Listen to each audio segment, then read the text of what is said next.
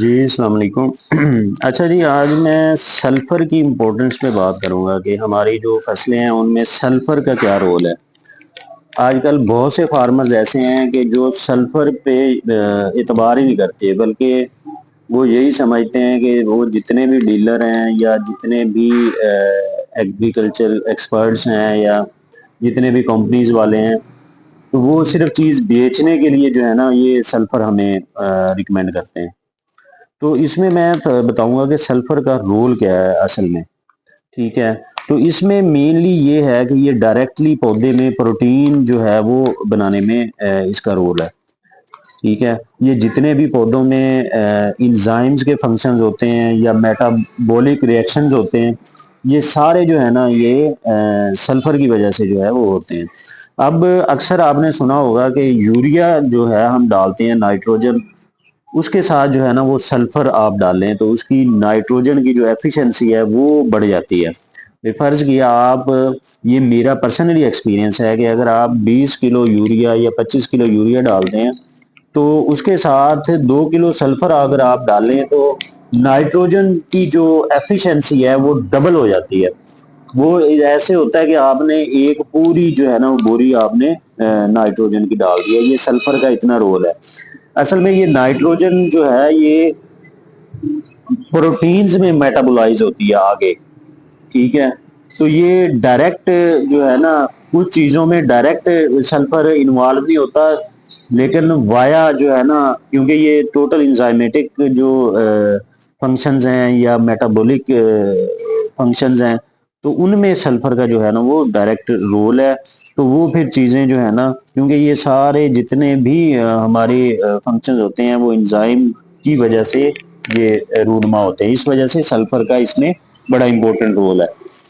اچھا، دوسرا جو ہے نا، یہ جتنی بھی آئل کراپس ہیں جس میں آپ تل لگا لیں، آپ سرسوں، رایا یا مسٹرڈ، ان میں جتنی بھی آئل والی ہیں کراپس، ٹھیک ہے، یہ آپ لگا لیں، ان ٹوٹل میں یہ بڑا اہم رول پلے کرتا ہے کیونکہ یہ آئل بنانے میں اس کا رول ہے، ٹھیک ہے۔ ان کا جو وزن ہے وہ اس سے سلفر ڈالنے کی وجہ سے بڑھتا ہے، ٹھیک ہے۔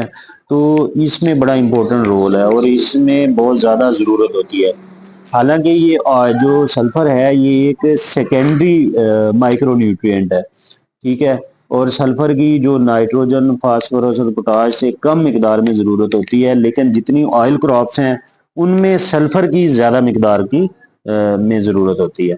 اچھا، پھر اگلا جو فنکشن ہے اس کا، جو فصلیں آپ سمجھتے ہیں کہ پلاہٹ کی شکار ہیں، ٹھیک ہے، ان میں کلوروفل کی مقدار پتوں میں کم ہے، تو اس میں آپ سلفر استعمال کریں، آپ کی جو ہے نا کلوروفل جو ہے نا اس میں اضافہ ہو جائے گا۔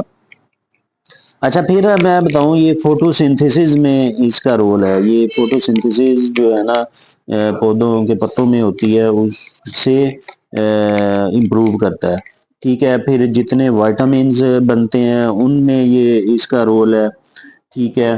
تو یہ اس کا جو ہے نا، اچھا پھر اصل اس کا جو فنکشن ایک اور بھی ہے کہ آپ جو ہے نا جب اسے فلڈ کرتے ہیں نا تو، کیونکہ یہ دوسرے لفظوں میں ایک گندک کی فارمولیشن ہے، ٹھیک ہے، اور یہ جڑوں کو، جتنے بھی روٹ ہیئرز ہیں، یہ جڑ ہیں، انہیں واش کرتا ہے یہ سلفر۔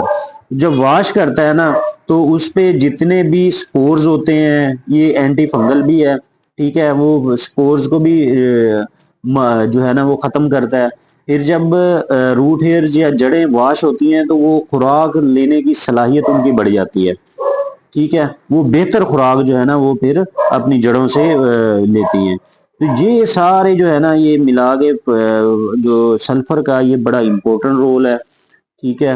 آپ یوریا کے ساتھ جو ہے نا، میں نے جس طرح پہلے بھی کہا ہے کہ اگر آپ نے ایک بوری یوریا ڈالنی ہے نا تو آپ 20 سے 25 کلو یوریا ڈالیں، ساتھ میں 2 کلو کسی اچھی کمپنی کا جو ہے نا وہ سلفر ڈالیں، آپ کو پوری بوری کا جو ہے نا وہ اس کا رول پلے کرے گا۔